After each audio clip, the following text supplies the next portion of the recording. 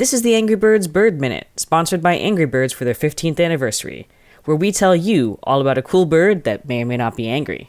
This week's bird is the bee hummingbird. The bee hummingbird is the world's smallest bird. Found only in Cuba, this petite pollinator only averages about 5.5 centimeters long and weighs barely more than 2 grams. Their nests are only an inch wide and their eggs are the size of a coffee bean. They get their name from their small size, which results in them often being mistaken for bees, and the sound their tiny wings make as they beat between 80 and 200 times a second. Like many other hummingbirds, the majority of the bee hummingbird's diet consists of nectar that it sips from flowers with its skinny beak and long tongue. Though, it will also nab small insects or spiders too. But, are they angry? On a scale of 1 to angry, we rate the bee hummingbird as tiny but mighty.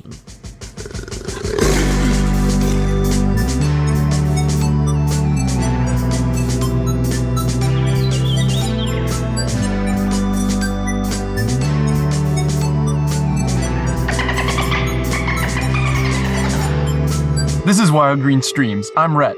I'm Curtis. I'm Io. And with us today, we have plant professor, host of the Planthropology podcast, friend of the show, and now author. It's Dr. Vikram Baliga. Vikram, your new book is called Plants to the Rescue, the plants, trees, and fungi that are solving some of the world's biggest problems. How do spinach send emails? They type really carefully and really slowly. In general, lots of mistakes. Their emails are just grammatically horrendous. Me and spinach have that in common, turns out. What energy is the signature that they like warmly cheers? All the best, sincerely. Yeah, do they seem a little nervous, like too many exclamation points at the end? Yeah, trying real hard to please, with best regards, warmest regards, all the best. Yeah, So this is not a joke though. This is a joke, but it also isn't. Vikram, I'm as confused as 90% of our listeners are. How do spinach send emails? Yeah, so there have been some researchers at a couple of different places. MIT is notorious for doing weird stuff like this, but different places have been kind of experimenting with this and looking to use crops like spinach and other field-grown plants to look for environmental problems, soil problems, toxicity in water, and all of those different things. So they're putting these little carbon nanotubules in the leaves of spinach, which are designed to absorb and detect different compounds. So whether it's petroleum-based products in the soil or high concentrations of a pesticide or whatever else, high temperatures even, they take stuff up through the roots, water, nutrients, and sometimes some of the bad stuff. And then it's sort of detected by these nanotubules. It sends a message to a nearby relay station, and that information is sent to researchers saying, look, we've got a problem in this field. Either there's no water, or there's something in the water, or there's all kinds of other problems. So there's really cool nanotechnology that they're using in sort of indicator crops to see what's going on in the environment. Ooh. And can these indicators distinguish between the different types of disturbances, or is it just like something is wrong and you don't know exactly what, or are there different signals for like no water versus like, I don't know, heavy metals in the water or something? I think we're still kind of early in this. And my understanding is that it's a lot of it is just, oh no, there's a problem, come see what's going on. But the types of problems they are sort of designed to detect are fairly limited. So if they get a message, they know, okay, it's one of these 5 things we can go look for. That makes sense. And just to backtrack a little, the book is this beautifully illustrated, very clearly written, not story, but like reference that you can use to see it frames all kinds of different problems in the world and the way in which plants or fungi are helping us to solve those problems. So it's like it's really good for all ages. It was really, really pretty to look at. What was the process of working with like an illustrator to try to make all these science concepts come to life? It was really pretty interesting. So it was an interesting situation where I was approached about this book. The publisher I'm working with or worked with, Neon Squid, is part of Macmillan International, which is one of the biggest publishers on the planet. They're a huge one, but Neon Squid specifically is a newer imprint, and they do nonfiction for kids. And they sort of had the idea for the book laid out. They had already found the illustrator actually, and they had the first couple ideas down, and they were looking for a plant guy to author it in a way that would be I guess, appropriate for 8 to 12-ish-year-olds. And so they found me, I think, on like TikTok, and they found my podcast and reached out. And it was kind of a cool experience because they had the basic idea, but I got to figure out, okay, what stories do we want to tell? And then I had to come up with, and this was not something, this is my first sort of run at publishing. I'd never done something like this before outside of academic publishing. And so they were like, okay, so come up with the concepts. We'll tell you how many words we need per page. And, you write that, and then you tell us what you want the pages to look like. I'm like, I don't know. Just put plants on it. I don't know. And so I got to come up with, based on the different stories we were trying to tell, sort of the basic framework for what I wanted the illustrations to look like. And I got on the internet and found reference images for what was in my brain. And then our illustrator, Brian Lambert, I sent him like these really rudimentary text files of my rambling stream of consciousness thoughts of what I thought pages should look like. And he would send stuff back, and it would be like exactly what I had in my head and better. And it was incredible. And so it was a very interesting sort of relationship of trying to get what's in my coconut in the illustrations, because I'm very much not an illustrator. And so I just had some rough ideas, but he was incredible to work with and did such a good job on it. That's so cool. And so this is a whole new, you've done lots of, your podcast and TikTok and other things. How was this process? Like, was it a different way of trying to frame the information for a new format of like education? Or was it pretty like, oh, I can just reskin some of the stuff I've done before? Or did it require like a different way of thinking about things, of how to best use the medium of a book? A bit of both, honestly. There was a lot of discovery, I think, that I had to do through the process of like, okay, how do I take, for one, it was for kids, right? And I teach college students. Sometimes that's not that different. But and I say that kind of as a joke, but the truth is, a lot of the stories that ended up in here are things that came up in our discussions in my intro horticulture class, like questions that students would ask me, or things that they thought were interesting as we were going through our lectures. Like, oh, you know what? If they think it's interesting at 18, I bet a kid that's 10 would also think this is kind of a cool deal. And so that's where some of the ideas come from. But I think it was very challenging to think about using, and it was a good exercise, I'll say too, of using very like accessible, inclusive language and figuring out what's important about the story we're trying to tell. And then how do I approach that in a way that anyone could understand, whether you're 8 years old or 80 years old. Like, I wanted everyone who reads it to get something out of it. But what was really useful for me is I have a 7-year-old son. He was sick. He just turned 6 when I started working on it. So I would write stuff, and then I would just like read it to him or bounce it off of him. You have a built-in focus group. I did. I would be like, does this make any sense to you? And half the time he'd be like, what are you talking about? I'm like, okay, back to the computer, writing some more. But then eventually through this kind of back and forth, it was really cool getting to almost write it for him in like sort of a roundabout way. And it was really cool getting to like get live feedback on how I was doing with it. Is he credited as one of the editors of the book? He should be. I don't think he is, but he should be. He'll be in the next one. He can get some royalties from it, start to build up, Yeah. He'll be making more off the book than I am at some point. What was a fact that he found particularly interesting out of it? Like, what was he most into out of the book? Explain it like I'm 6. I'm gonna look through some of the topics, because there were a couple that he really liked. He really liked some of the ones about pollinators. He really loves animals and well, we're getting there with the insects. For a while, it was like if there was a fly in the house, we were gonna have to move.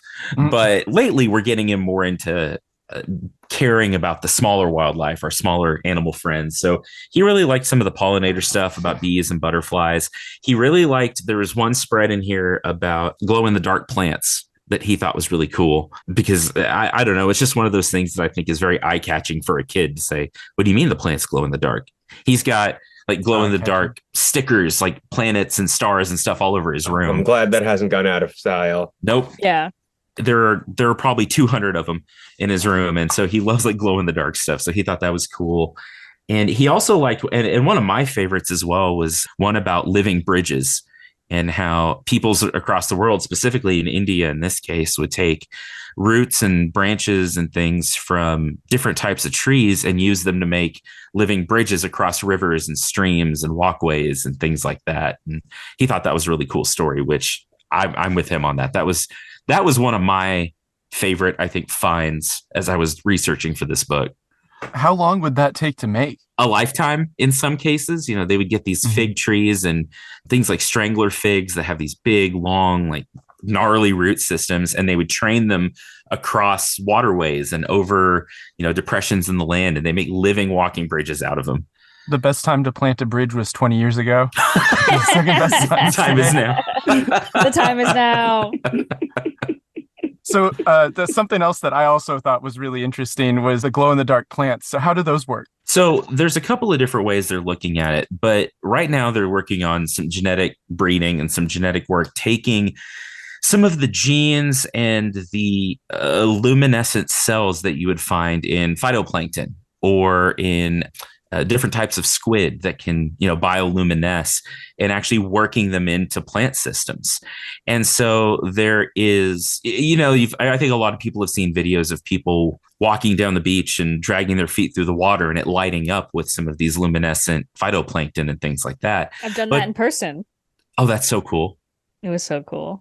I'm a little jealous, actually. That's it really was cool. It was like we would stomp on the sand and it would like light up, but it was too dim to like any of the like cameras, phones, whatever was like not enough to pick it up. So I was like when I would tell people afterwards, I'm like, you just have to believe me. Like I don't have proof. And it's just like the olden days before we had, could take pictures of everything. I'm like, it was really cool.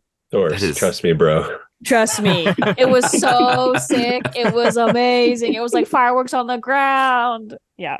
That's so cool. It's usually the last place you want fireworks. That was really great about it because it really mixed it up. It kept it fresh and interesting. You were like, oh, we're endangered. No, it's just the phytoplankton. Ha ha ha. And you laugh it off and continue on your beach walk. And then everything's on fire. Yeah. Instead of blowing up, it's a much better option. Yeah. But yeah, so they're using some of these traits and actually putting them into plant cells. And they found different ways that I believe in one of the studies I read, they would charge up a plant just like you would charge up a glow-in-the-dark star or planet in your room, and they would get some output from it for as much as an hour after, which is not a lot of light, but the fact that they can turn a plant like a ficus or a monstera or something into a lamp for your house is incredible. And I think in further studies, they're looking at putting or figuring out how they can get some of these more tactile response phosphorescence like you would get in those phytoplankton. So as a plant would move around or it would be moved in by the wind or something, it could light up and glow and sort of charge itself through kinetic energy rather than energy from the sun. I want it. So I want it. I'll take 20. Imagine walking around your house at night and you have to like go to the bathroom or get water from the kitchen. You just tap your local, your monstera plant to turn on. So then it's like, not the harsh light of the kitchen to ruin your night vision. But then you could just be like, oh yes, just a little plant night light. That's so cool. Even better too, because right now, if you want a light, you have to kind of fumble around to find the light switch and bang into cabinets and things. But in this case, while you're stumbling around in the dark, you'll run into your plant and turn it on. Yeah, it'll be easy. Yeah, it saves you the step. The best solution for darkness. It's great. I think so. It kind of reminds me in a weird way of the movie Her, but not in anything to do with the plot, just the background of the movie. Something that struck me was that it's in the future and they have unattainably incredible, or I guess now imaginably incredible technology in it, but it doesn't look cyberpunk. It looks like it's made out of wood and natural materials. And I thought, I don't know if that was deliberate, but I think that if I had made a movie like that, the reason that I would have done that is because it's a vision of the future in which we've become so advanced that we look like nature again. Solar punk. Yeah, solar punk. I dig that, actually. That's cool. that's my new aesthetic now. This is the Oh, I only didn't make thing. it up. It's a genre of it. Okay. It's like within hope punk, where it's like, what if not dystopia?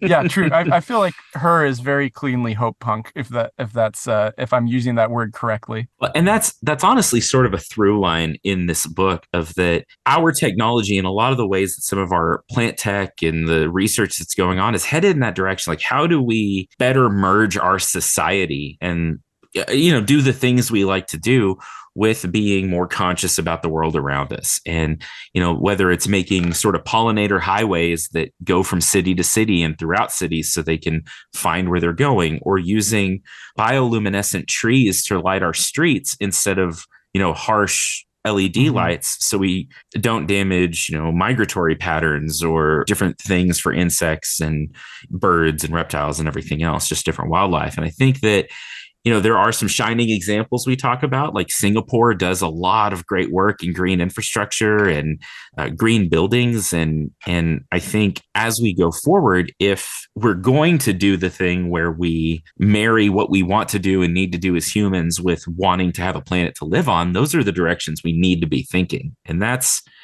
this book was intended to be really hopeful. Like, we don't really shy away from some of the scary things, like, climate change and food insecurity and pollution and all that. But, I would love for a 10-year-old to read this and think, oh man, that is some research I would love to do. That's something I could see myself loving and learning and working in and spending my life thinking about. And that was the whole goal with this project. It was kind of for 7-year-old Vikram too. Yeah, absolutely. Because I was a little plant nerd. I have a picture of myself about 3 years old, like judging a corn plant, in my granddad's backyard.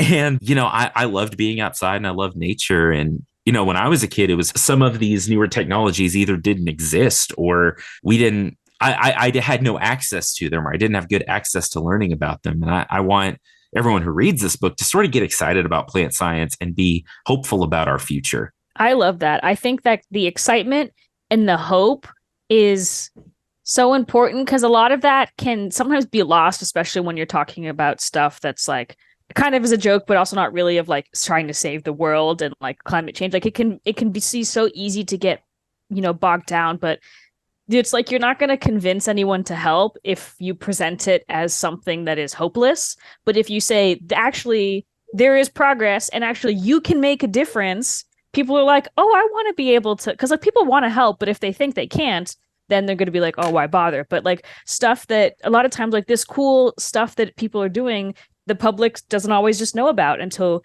we have fantastic books such as this come out and they can look at it and be like, whoa, this is like really cool. I want to like get more involved. This is going to sound somewhat off topic, and it kind of is, but kind of isn't.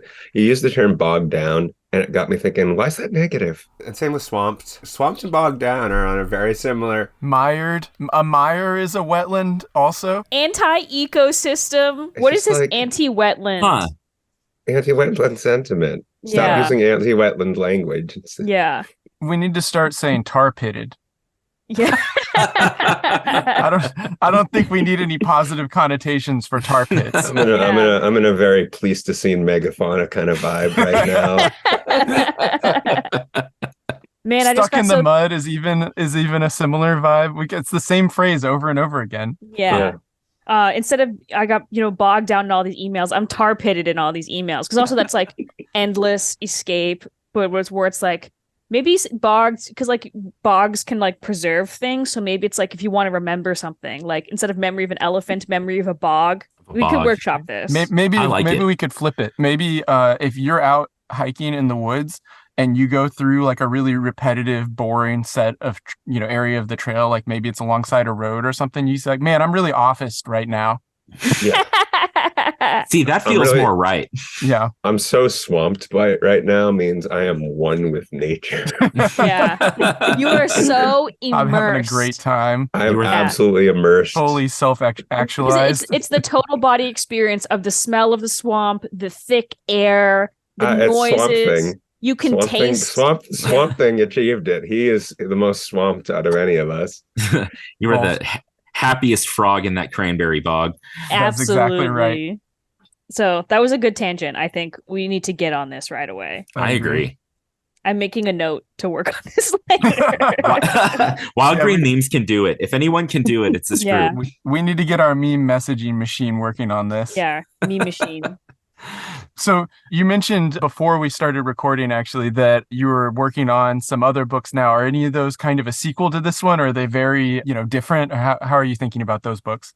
Some of both, and I don't want to scoop myself too much on it, but sure. like there are some things that I think that I would like to tie off of this book and talk about more of some of the individual plants we talk about. Like we talk about forestry and trees and stuff, and I'd like to explore more the sort of history of where trees come from and what we do with them and how the services they sort of provide to the planet, and you kind of think about the life of trees, and then just some other random things that have not nothing to do with plants, but less to do with plants. My wife is also a science educator, or she has been for a long time. She worked for years at a science museum as an education director. So we've kind of started working on a little project together. And so we've got some fun stuff going on. I think you have a question that you wanted to get in there about the Yes. prickly pears. I did, and I was just so distracted by the anti-wetland language. I'm It like, had to be said. I'm as- No, sorry. it did. no, I it had to did. speak And my truth. as soon as we stop recording on this, I'm gonna be making that meme. So that's what I'm gonna be doing. Memes, plural. That yes, seems to be a of trend. course, it's going to be, if it doesn't take over like invasive kudzu vine, we've done something wrong.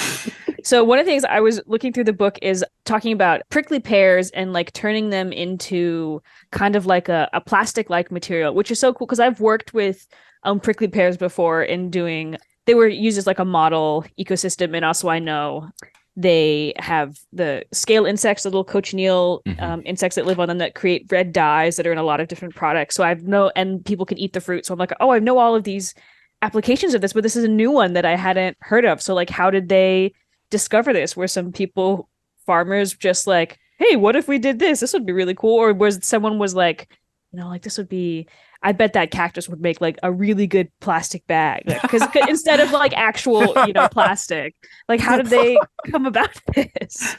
Just sitting. I like to think of someone just sitting out in the desert, staring at a prickly pear like, what if it was bags? What if it was bags? It's like the opposite of what we were talking about earlier. This is like hopeful dystopian. It's like the jokes everyone, whenever you see like an image of a pristine landscape and somebody comments like they could put a Walmart there.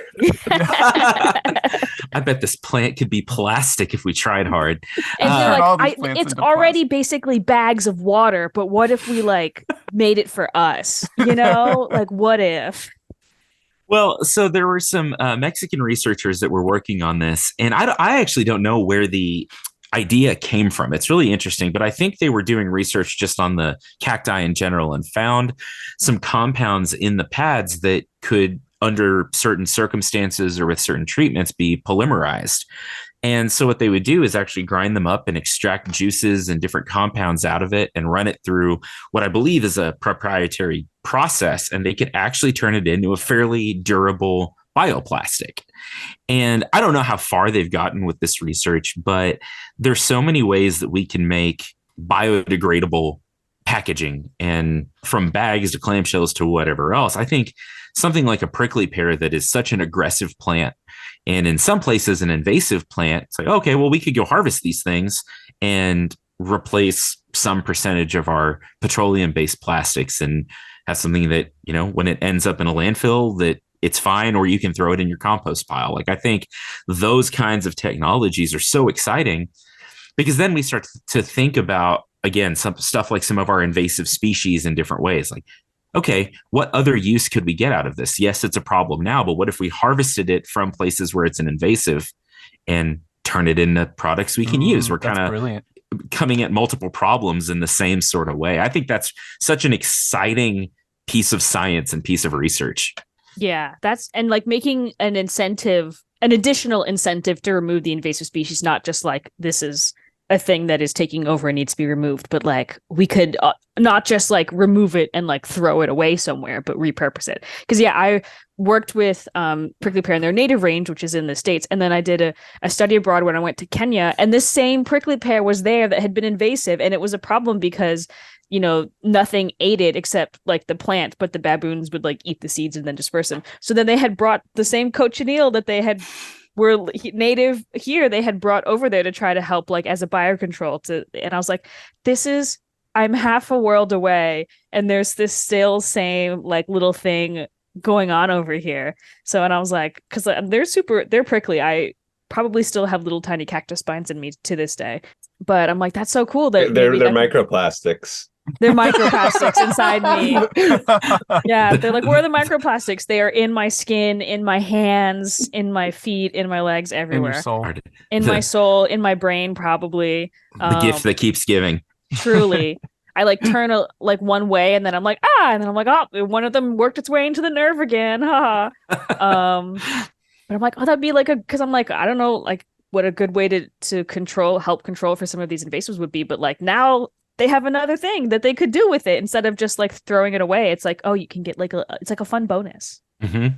Yeah. And again, there's some stuff in the book about, and we cheated a little bit, right? We talked about fungi, which are not plants, but they're like plant adjacent. I don't know. They're like, I don't know. I think people lump them together a lot, which is why we thought it'd be interesting to talk about. But there's a few companies making styrofoam replacements out of mycelium.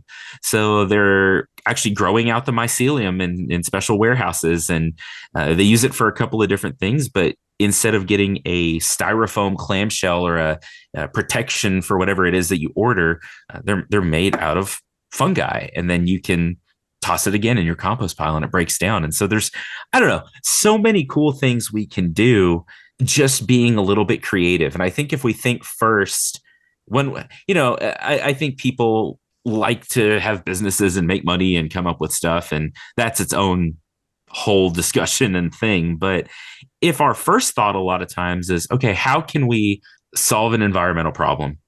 And then if we can replace a product that is not great for the environment, and again, kind of solve multiple problems at the same time, I think, we're in a cool place in our history where maybe in some ways things aren't great. In a lot of ways, things aren't great environmentally, but we're so connected. And I think there's so much will, especially in some of the younger generations right now, to solve some of these problems and come up with creative, cool ways to solve some of the problems that we're facing. Like that gives me a lot of hope to think about. And again, we were talking about this earlier, but as science communicators and climate communicators, and which I think we all should be as nature science communicators, the message we should send is not like you were saying earlier, everything is inescapable and terrible. Well, no, there's solutions we can do. There's things we can do. Like we have power to make change. And that's something that like I want my son to understand and his generation to understand, is that it's not hopeless, that we can do big things still. We just have to think about them differently. I think that's a great line to go out on. Vikram, thanks for coming on the pod today. The book is Plants to the Rescue, the plants, trees, and fungi that are solving some of the world's biggest problems. Thanks for having me. I really appreciate it. It's always fun to talk to y'all. Where can people find more of your stuff? I am, for better or worse, all over the internet as the Plant Prof. So you can find me on Instagram, TikTok, YouTube, and Facebook as well, even though I pretty much only get on wild green memes, if we're being very honest. Same. And then the book's available at any online bookseller, pretty much anywhere you want to get it. You can buy it. Yeah, and you should. I appreciate that. I really do. And you can. My podcast is also called Planthropology, and I've been on a hiatus, but I'm probably starting up here in October, and it should be back at it. So you can support this podcast on our Patreon, patreon.com/wildgreenmemes. Until next time, I'm Rhett. I'm Bio. I'm Curtis. And I'm Vikram. And happy Year of the Raccoon.